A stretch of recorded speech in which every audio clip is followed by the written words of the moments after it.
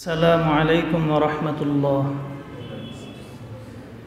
إن الحمد لله نحمده ونستعينه ونستغفره ونعوذ بالله من شرور أنفسنا ومن سيئات أعمالنا. من يهده الله فلا مضل له ومن يضلل فلا هادي له. ونشهد أن لا إله إلا الله وحده لا شريك له أرسله بالحق بشيرا ونذيرا وداعيا إلى الله بإذنه وسراجا منيرا.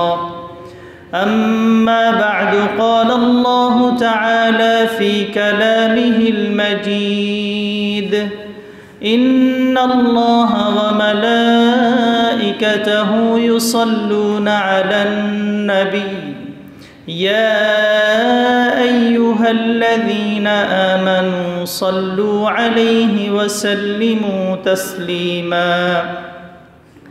اللهم صل على محمد وعلى آل محمد كما صليت على إبراهيم وعلى آل إبراهيم إنك حميد مجيد. اللهم بارك على محمد وعلى آل محمد كما باركت على إبراهيم وعلى آل إبراهيم إنك حميد مجيد. আলহামদুলিল্লাহ, আল্লাহ সুবহানাহু ওয়া তাআলার দরবারে অসংখ্য অগণিত শুকরিয়া জ্ঞাপন করছি যে মহান রব জুমআর দিনে জুমার নামাজ আদায়ের জন্য আমাদেরকে মসজিদে আসার তৌফিক দান করেছেন। এজন্য আমরা বলছি আলহামদুলিল্লাহ। মুহতারাম হাজিরিন, আল্লাহ সুবহানাহু ওয়া তাআলা আমাদেরকে মুমিন হিসেবে কবুল করেছেন এবং এই ঈমানের উপর টিকে থাকার জন্য বিভিন্ন দিক নির্দেশনা দিয়েছেন। একটি হাদিসে রাসূল করিম সাল্লাল্লাহু আলাইহি ওয়াসাল্লাম বলেছেন, শেষ জামানায় ঈমান নিয়ে টিকে থাকা এটা অত্যন্ত কঠিন কাজ হবে। কেমন কঠিন কাজ? রাসূল বলছেন, ইয়াতি আলান নাসি জামানুন আস-সাবিরু ফীহিম আলা দীনি কাল কাবিদি আলাল জাম। যে মানুষের নিকট এমন একটি সময় আসবে যখন জ্বলন্ত আগুনের স্ফুলিঙ্গ হাতের মধ্যে নিয়ে রাখা যতটা কঠিন, ঈমান নিয়ে টিকে থাকা ততটাই কঠিন হবে। এজন্য আমরা যে মুমিন হয়েছি এই ঈমানটাকে টিকিয়ে রাখার জন্য, ঈমান অবস্থায় আমাদের যেন দুনিয়া থেকে বিদায় হয়, এজন্য নেক আমলের মাধ্যমে আমাদের জীবনকে সুন্দর সুশোভিত করতে হবে। কিন্তু দুনিয়াতে তো আমরা এমনভাবে চলি, আমাদের চলাফেরার ধরন এমন যে এই দুনিয়ায় শুরু, এই দুনিয়ায় শেষ, এর পরবর্তী জীবন যেন আমাদের সামনে নেই। এজন্য আল্লাহ তাআলা আমাদেরকে স্মরণ করিয়ে দিচ্ছেন, আফা হাসিবতুম আন্নামা খালাকনাকুম আবাসা ওয়া আন্নাকুম ইলাইনা লা তুরজাউন। তোমরা কি মনে করো যে আমি তোমাদেরকে অনর্থক সৃষ্টি করেছি এবং আমার কাছে তোমাদেরকে ফিরে আসতে হবে না? এমন কি মনে করো যার কারণে তোমরা বিভিন্নভাবে তোমাদের স্বেচ্ছাচারী জীবন, নিজের ইচ্ছা, নিজের খেয়াল খুশি মতো নিজেদের জীবনকে পরিচালিত করো? মুহতারাম হাজিরিন, গত সপ্তাহে আমরা আলোচনা করছিলাম কিয়ামতের ময়দানে যখন কোনো ছায়া থাকবে না, তখন 7 শ্রেণীর মানুষকে আল্লাহ তাআলা আরশের ছায়াতলে ছায়া দান করবেন। তার মধ্য থেকে আমরা 5 শ্রেণীর মানুষের সম্পর্কে আলোচনা করছিলাম। আজকে তার বাকি যেই 2 শ্রেণী আছে তাদের নিয়ে আলোচনা করব। তো এই 7 শ্রেণীর মধ্যে অন্যতম একটি শ্রেণী হলো রজুলুন দাআতহু ইমরাআতুন দাতু মানসাবিন ওয়া জামালিন ইলা নাফসিহা ক্বালা ইন্নী আখাফুল্লাহ। এমন ব্যক্তি যাকে কোনো সুন্দরী এবং কোনো বংশীয় নারী তার কাম ভাব চরিতার্থ করার জন্য অসৎ উদ্দেশ্যে তার প্রতি আহ্বান করে, আর সে তখন বলে দেয় ইন্নী আখাফুল্লাহ, আমি আল্লাহ তাআলাকে ভয় করি, এই জাতীয় ব্যক্তিকে আল্লাহ আরশের ছায়াতলে স্থান দেবেন। তো দেখুন, একজন আপনাকে আহ্বান করলো, আপনি চাইলে তার ডাকে সাড়া দিতে পারেন, কিন্তু শুধু আল্লাহর ভয়ে আপনি এই পাপ থেকে বিরত থাকলেন। তার মানে আমরা যখন মানুষের সামনে থাকি তখন পাপ করতে নিজেদের ভিতরে কিছুটা সংকোচ কাজ করে, কিন্তু যখন আপনি নির্জনে থাকবেন, আপনার পাপের সব উপলক্ষ আপনার জন্য খোলা আছে, সব সুযোগ আছে, আপনি পাপে লিপ্ত হলে কেউ দেখবে না। এই অবস্থায় আল্লাহর ভয়ে যদি আপনি পাপ থেকে বিরত থাকেন, তাহলে এটাই মূলত তাকওয়া, এটাই মূলত আল্লাহর ভয়। এজন্য আল্লাহ তাআলা কুরআনুল কারীমে ইরশাদ করেছেন, কুল ইন্নামা হাররামা রাব্বিয়াল ফাওয়াহিশা মা যাহারা মিনহা ওয়া মা বাতানা ওয়াল ইসমা ওয়াল বাগয়া বিগাইরিল হক। হে নবী, আপনি বলে দেন যে আমার রব আমার প্রতি প্রকাশ্য, অপ্রকাশ্য, গোপন সব ধরনের অশ্লীলতা, পাপাচার এবং অসঙ্গত বিদ্রোহ ইত্যাদিকে হারাম করে দিয়েছেন।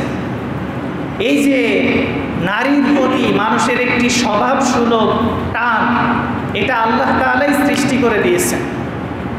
সূরাতু আলে ইমরানের 14 নম্বর আয়াতে আল্লাহ বলছেন, যুয়্যিনা লিন-নাসি হুব্বুশ শাহাওয়াতি মিনান নিসাই ওয়াল বানিনা ওয়াল কানাতিরিল মুকানতারাতি মিনাল যাহাবি ওয়াল ফিদ্দাহ ওয়াল খাইলিল মুসাওওয়ামাতি ওয়াল আনআমি ওয়াল হারথ।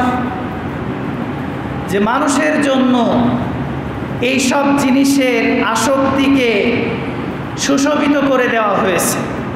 1 নম্বর, এখানে আল্লাহ তাআলা 6টা জিনিসের আসক্তির কথা বলেছেন, যে 6টা জিনিসের প্রতি মানুষ বিশেষভাবে আকৃষ্ট হয়। 1 নম্বরে বলেছেন নারীদের কথা, নারীদের প্রতি। 2 নম্বর সন্তান সন্ততিদের প্রতি। 3 নম্বর জমাকৃত ধন সম্পদ, স্বর্ণরৌপ্য ইত্যাদির প্রতি। এরপরে আল্লাহ তাআলা বলছেন চতুষ্পদ প্রাণী, ঘোড়া, গরু, ছাগল ইত্যাদি। এরপরে আল্লাহ তাআলা বলছেন ক্ষেত খামার। এই 6 শ্রেণীর জিনিসের প্রতি মানুষের স্বভাবসুলভ আকর্ষণ আছে। এই যে আল্লাহ তাআলা মানুষকে এই জিনিসগুলোর প্রতি আকর্ষণ দিয়ে সৃষ্টি করলেন, কেন করলেন?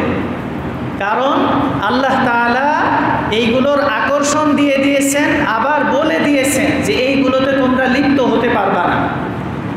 তার মানে আল্লাহ তাআলা আমাদেরকে পরীক্ষা করতে চান যে এত আগ্রহের বিষয়, এত আকর্ষণীয় বস্তু, এগুলো থেকে আল্লাহর ভয়ে আমরা বিরত থাকতে পারি কিনা। কারণ এই পৃথিবীতে যা কিছু আছে, এই জমিনে আমরা যা কিছু দেখি, এইগুলো আল্লাহ সৃষ্টি করেছেন কেন? এই পৃথিবীর সৌন্দর্য শোভাবর্ধনের জন্য, আর মানুষকে পরীক্ষা করার জন্য। যে এত সুন্দর সুন্দর জিনিস পেয়ে, নিজেদের কামনা বাসনার বস্তু পেয়েও তারা আমাকে স্মরণ রাখে, নাকি আমার কথা ভুলে গিয়ে এইগুলোতে তারা লিপ্ত হয়ে পড়ে। আল্লাহ বলছেন ইন্না জাআলনা মা আলাল আরদি জিনাতাল লাহা লিনাবলুয়াহুম আইয়ুহুম আহসানু আমালা। অর্থাৎ পৃথিবীর যত বস্তু আছে এই সব কিছুকে আমি সৃষ্টি করেছি পৃথিবীর সৌন্দর্য হিসেবে, যাতে করে মানুষকে এই পরীক্ষা করতে পারি যে তাদের মধ্যে কে উত্তম কাজ করে, নেক কাজ করে। তাহলে এই যে এই 6টা জিনিসের মধ্য থেকে প্রথমে আল্লাহ বললেন নারীর কথা। নারীর প্রতি মানুষের আকর্ষণ সবচেয়ে বেশি। এই পৃথিবীতে বড় বড় যেই সব দুর্ঘটনাগুলো ঘটে, বা একজন মানুষ যে অন্যায় আচরণ করে এর অধিকাংশই নারীর কারণে ঘটে থাকে। এজন্যই রাসূল করিম সাল্লাল্লাহু আলাইহি ওয়াসাল্লাম 1400 বছর আগে আমাদেরকে সতর্ক করে গিয়েছেন। রাসূল বলছেন, মা তারাকতু বাদি ফিতনাতান আদাররু আলার রিজালি মিনান নিসা, যে আমার পরে নারীদের চাইতে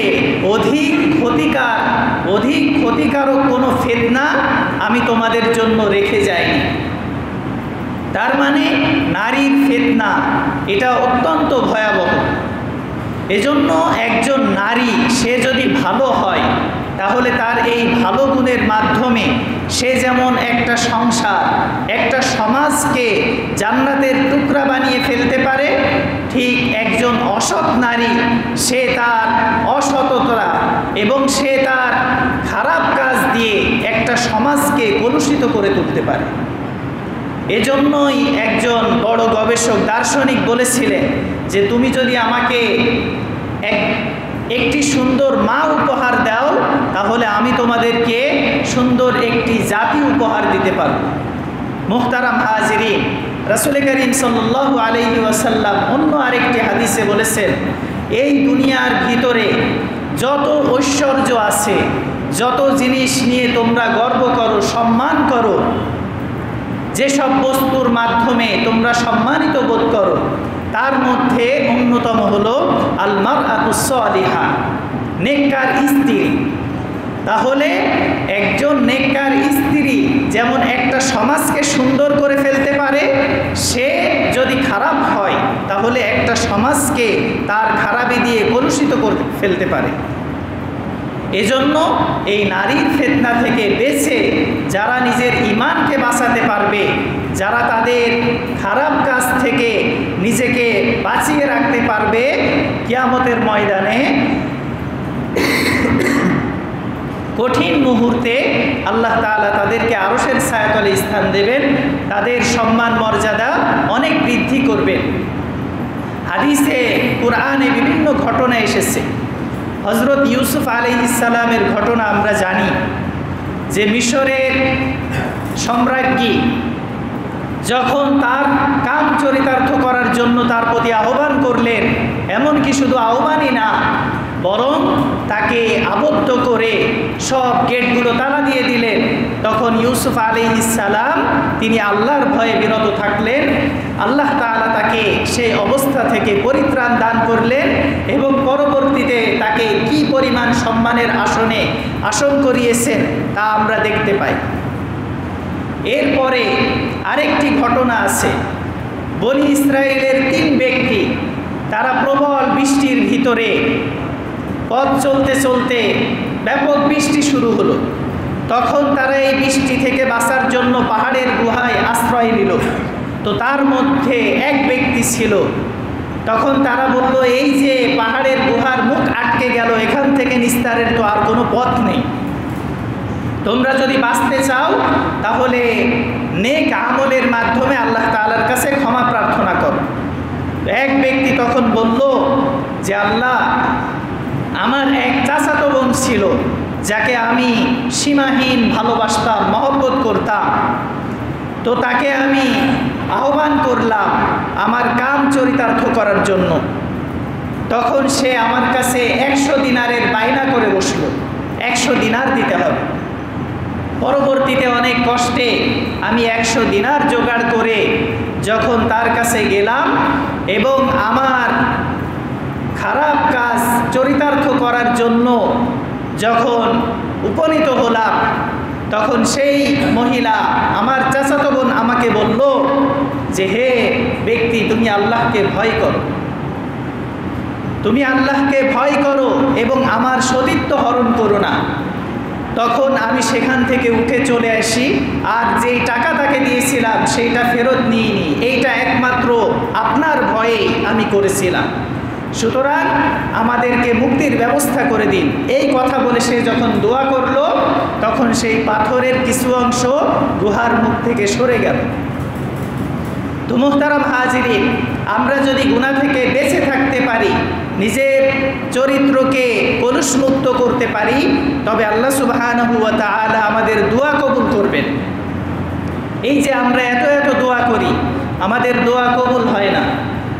কেন কবুল হয় না? আপনি সব সময় গুনাহের ভিতরে লিপ্ত থাকবেন, আপনি হারামে জড়িত থাকবেন, আপনার কর্মকাণ্ড সব কিছু হারাম, লেবাস পোশাক হারাম, খাবার দাবার হারাম, তাহলে আল্লাহ আপনার দোয়া কিভাবে কবুল করবে? আল্লাহ তো আপনার দোয়া কবুল করবেন না। এজন্য আমাদের নিজের চরিত্রকে, নিজেকে কলুষমুক্ত রাখতে হবে, তবেই আমরা আল্লাহ তাআলার প্রিয় বান্দা হতে পারব। মোহতারাম হাজিরিন, এই 7 শ্রেণীর মধ্য থেকে সর্বশেষ যে শ্রেণী, তাদের ব্যাপারে রাসূলুল্লাহ সাল্লাল্লাহু আলাইহি ওয়াসাল্লাম বলছেন, ওই ব্যক্তি যে গোপনে দান সদকা করে, এমনভাবে দান সদকা করে যে তার ডান হাত কি দান করলো বাম হাতও বুঝতে পারে না। দান সদকা করার ফজিলত কুরআনে অসংখ্য আয়াত এসেছে, রাসূলের অসংখ্য অগণিত হাদিস এসেছে। একটি আয়াতে আল্লাহ তাআলা বলছেন, ইন তুবদুস সাদাকাতি ফানি'ম্মা হিয়া ওয়া ইন তুখফুহা ওয়া তু'তুহাল ফুকারা ফাহুয়া খায়রুল লাকুম। এই আয়াতে আল্লাহ তাআলা বলছেন, যদি তোমরা প্রকাশ্যে দান করো তাহলে তবে উত্তম, তবে তোমরা যদি গোপনে দান করো এটা তোমাদের জন্য আরো বেশি উত্তম। এই গোপনে দান করলে বা দান সদকা করলে কি হবে? আয়াতের পরবর্তী অংশে আল্লাহ বলছেন, ওয়ায়ুকাফিরু আনকুম মিন সাইয়্যাতিকুম, আল্লাহ তাআলা তোমাদের পাপগুলোকে ক্ষমা করে দেবেন। এই যে আমাদের বিভিন্ন সময় পাপ হয়ে যায়, বিভিন্ন গুনাহ হয়ে যায়, আল্লাহ তাআলা এই গুনাহ থেকে আমাদেরকে মুক্তি দেবেন, এই গুনাহগুলোকে ক্ষমা করে দেবেন। এরপরে আল্লাহর পথে যারা ব্যয় করে, যারা দান সদকা করে, তাদের দৃষ্টান্ত আল্লাহ তাআলা পেশ করেছেন। এই যে দানের এত ফজিলত, দান করলে বিপদ আপদ দূর হয়, বিভিন্ন ধরনের ফজিলত হাদিসে এসেছে, কোরআনের আয়াতে এসেছে। এর কারণ কি? দেখেন, আমরা যে শারীরিক ইবাদত বন্দেগী করি, এইগুলো করতে আমাদের খুব বেশি বেগ পেতে হয় না। হয়তো শয়তানের ওয়াসওয়াসা থেকে বাঁচতে হয়, এরপরে 2-4 রাকাত নামাজ পড়লাম, রোজা রাখলাম, এইগুলো করতে খুব বেশি কষ্ট হয় না। কিন্তু 100 টাকা 500 টাকা আল্লাহর রাস্তায় দান করতে গেলে নিজের ভিতরটা অনেকের খারাপ লাগে, যে এত কষ্ট করে টাকা ইনকাম করি আর এই টাকা দান করব। এই জন্য দানের এত ফজিলত। তো আমাদের ভিতরে অনেক ভাইয়ের এমন অবস্থা আছে যারা মনে করে যে আল্লাহ যখন আমাকে অনেক দেবে, আমি যখন বড় লোক হব তখন দান করব। এটা শরীয়ত সম্মত নিয়ম না, বরং হাদিসে এসেছে, রাসূল করিম সাল্লাল্লাহু আলাইহি ওয়াসাল্লাম বলেছেন যে যখন তোমার প্রয়োজন রয়েছে সেই পরিস্থিতিতে যদি তুমি দান করো, তাহলে তোমার এই দান আল্লাহ তাআলার কাছে সবচাইতে বেশি গ্রহণযোগ্য, সবচাইতে বেশি প্রশংসনীয়। আপনি অভাবে আছেন, এই অভাব অবস্থায় দান করা, এটা হলো মুত্তাকিদের গুণ।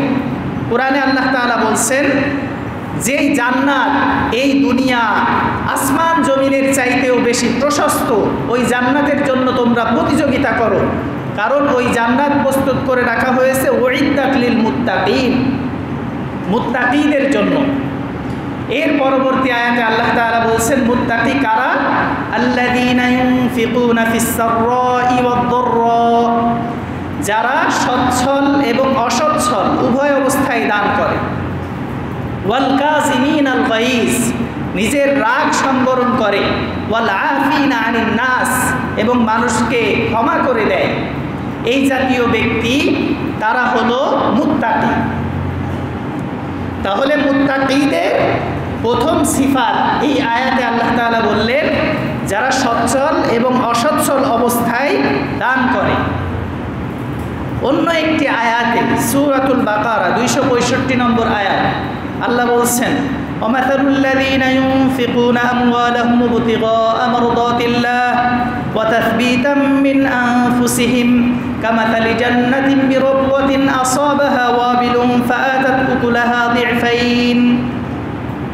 যারা নিজেদের সম্পদ আল্লাহর সন্তুষ্টির জন্য ব্যয় করে, এবং নিজেদের পরিপক্কতা আনয়নের জন্য। পরিপক্কতা আনয়ন মানে কি? এই যে আগে বললাম যে দান করতে কষ্ট হয়, তবুও তারা দান করে। তাদের দৃষ্টান্ত হলো এমন, যেমন কোনো টিলার উপরে একটি বাগান রয়েছে, তার উপরে প্রবল বৃষ্টিপাত হলো, এই বৃষ্টিপাতের কারণে ওই বাগানের ফল দ্বিগুণ হয়ে গেল। তো দেখেন, এখানে আল্লাহ তাআলা আমাদেরকে দৃষ্টান্ত দিয়ে বুঝাচ্ছেন যে আমরা যদি আল্লাহর পথে ব্যয় করি, দান সদকা করি, তাহলে কি হবে? বৃষ্টি হইলে ফসলে যেমন বরকত হয়, দ্বিগুণ হয়ে যায়। আমার সম্পদ বাড়ার অন্যতম মাধ্যম হলো আল্লাহর পথে ব্যয় করা। এরপরে আরেকটি হাদিস বলে শেষ করব। মুসলিমে এসেছে হাদিসটি, রাসূল করিম সাল্লাল্লাহু আলাইহি ওয়াসাল্লাম বলছেন, ইযা মাতাল ইনসান, যখন মানুষ মারা যায়, ইনকাতা আনহু আমালুহু ইল্লা মিন সালাস, তিনটি আমল ব্যতীত তার সব আমল বন্ধ হয়ে যায়। এক নম্বর হলো সাদাকাতুন জারিয়া। সাদকায়ে জারিয়া, সাদকায়ে জারিয়া কি? আপনি মানুষের উপকারের জন্য কোনো একটি টিউবওয়েল করে দিলেন, একটি কূপ খনন করলেন, মুসাফিরদের কষ্ট হয়, তাদের বিশ্রামের জন্য একটি সুন্দর বসার জায়গা করে দিলেন, একটি মাদ্রাসা নির্মাণ করলেন, একটি মসজিদ নির্মাণ করলেন। এই সাধ্য যদি আপনার না থাকে, তাহলে আপনি সাধ্য অনুযায়ী মসজিদ, মাদ্রাসা বা এরকম কল্যাণমূলক কাজ, যেগুলোর ব্যাপারে রাসূল করিম সাল্লাল্লাহু আলাইহি ওয়াসাল্লাম বলছেন যে এই যে মসজিদ কিয়ামত পর্যন্ত থেকে যাবে, তাহলে এখানে আপনি যদি কোনো উন্নয়নমূলক কাজে দান করেন, তাহলে আপনার এই যে সদকায়ে জারিয়া, এই সদকায়ে জারিয়া মৃত্যুর পরেও চলতে থাকবে। দুই নম্বর হলো রাসূল করিম সাল্লাল্লাহু আলাইহি ওয়াসাল্লাম বলেছেন যে ইলমুন ইউনতাফাউ বিহি, এমন কোনো ইলম যদি সে রেখে যায় যেগুলো মানুষের উপকারে আসে। তিন নম্বর আও ওয়ালাদিন সালিহিন ইয়াদউ লাহু, এমন নেক সন্তান রেখে যায় যেই নেক সন্তান তার জন্য দোয়া করে। নিজেদের সন্তানকে দিনদার বানানো, আপনি মারা যাওয়ার পরে হাত তুলে আপনার জন্য যেন দোয়া করতে পারে, এমন সন্তান রেখে যাওয়া, এটা সৌভাগ্যের বিষয়। এটা সাদাকায়ে জারিয়া হিসেবে থাকবে। আপনি কবরে বসে থাকবেন, তবুও আপনার কবরে সওয়াব যেতে থাকবে, এগুলো বন্ধ হবে না। এজন্য মুহতারাম হাজিরিন, আমরা আজকের সংক্ষিপ্ত সময়ে যা আলোচনা করলাম যে গোপন গুনাহ থেকে, পাপ থেকে বেঁচে থাকা, আর দুই নম্বর হলো গোপনে দান সদকা করা, সাদাকায়ে জারিয়া। গোপনেই যে করতে হবে তা না, কারণ আয়াত যেটা পড়েছি ওখানে আল্লাহ বলছেন যদি গোপনে দান করো এটা তোমাদের জন্য উত্তম, বেশি ভালো। তবে যদি প্রকাশ্যে দান করো আর তোমার এই দানের মাধ্যমে অন্য মানুষ উদ্বুদ্ধ হয়, দান করে, তাহলে এর জন্য অধিক পরিমাণে সওয়াব পাওয়া যাবে। তো আজকের যে দুইটা বিষয় আলোচনা করা হলো, আল্লাহ সুবহানাহু ওয়া তাআলা আমাদেরকে এই দুইটা বিষয় মেনে চলার তৌফিক দান করুন। আমিন। ওয়া আখিরু দাওয়ানা আলহামদুলিল্লাহি রাব্বিল আলামিন।